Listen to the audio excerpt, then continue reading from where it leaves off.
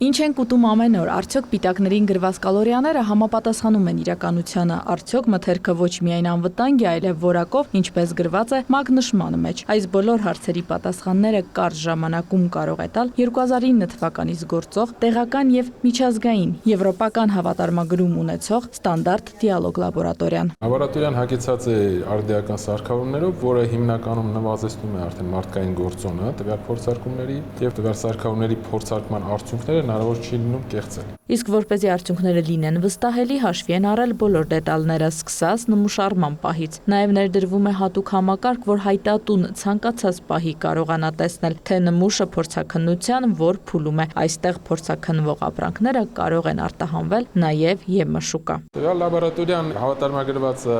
ԵՄ հավատարմագրման մարմնի կողմից իրականացված փորձարկման հիման վրա հնարավոր է իրականացնել արտահանում դեպի Եվրամիություն։ Հատկապես, որ փորձաքննության հնարավոր շրջանակը այս լաբորատորիայում մեծ է։ Լաբորատորիան կատարում է պարենային ապրանքների լայն խմբերի, օրինակ մսամթեր, կաթնամթեր, կմպելիքներ, տարբեր եւ այլն, ոչ պարենային ապրանքների, օրինակ հիգիենայի պարագաներ։ Օրինակ այս սենյակում որոշվում է, թե սննդամթերքում ինչքան է յուղերի, ճարպերի, սպիտակուցների, շաքարի քանակը, որոնցով որոշվում է նաև էներգետիկ արժեքը։ Հիմնականում խնդիր առաջանում են դեպքում, երբ որ մարդիկ հետևում են իրենց դիետային կամ ուզում են հաշվել կալորիաները, այդ դեպքում պետք է ինֆորմացիան լինի հստակ։ Անցնում ենք մյուս սենյակ, այստեղ հետազոտությունն ավելի կատարելագործած մեթոդով է արվում։ ԴՆԹ մակարդակով որոշվում է մանրէների տեսակները։ Այսինքն երշիկում օրինակ մսի տեսակի պարզաբանում իրականացնել,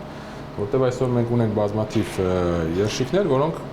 գրված չի թե ինչից է պատրաստված կամ ամեն ինչ գրված է եւ բարձր թե տեսակային եւ քանակային հարաբերությամբ որքան է կազմում, ասենք, խոզի միսը, տավարի միսը, հավի միսը եւ մնացածը։ Ոլորտի մասնագետները շեշտում են, այսօր հիմնականում սնունդն անվտանգ է։ Առաջնային հարց է դարձել որակյալ լինելը։ Կարագի մեջ օրինակ բուսական յուղի պարունակության որոշում, ինչպես նաև իրականացնում ենք շոկոլադային եւ հուշագեղենային մթերքում, այսինքն շոկոլադի մեջ օրինակ կակաո յուղի պարունակությունը նորմավորվում է արդյոք բավարարում է թե ոչ եւ արդյոք կան այլ բուսական յուղը խառնված շոկոլադի թե ոչ։ Անհավանական խախտումներ տարիներ առաջ են արձանագրել։ Մենք երբ որ սկսեցինք անել կեղծման փորձարկումները, համատարած կեղծումներ էր, այսինքն համատարած, որտեղ ցանկացած արտադրող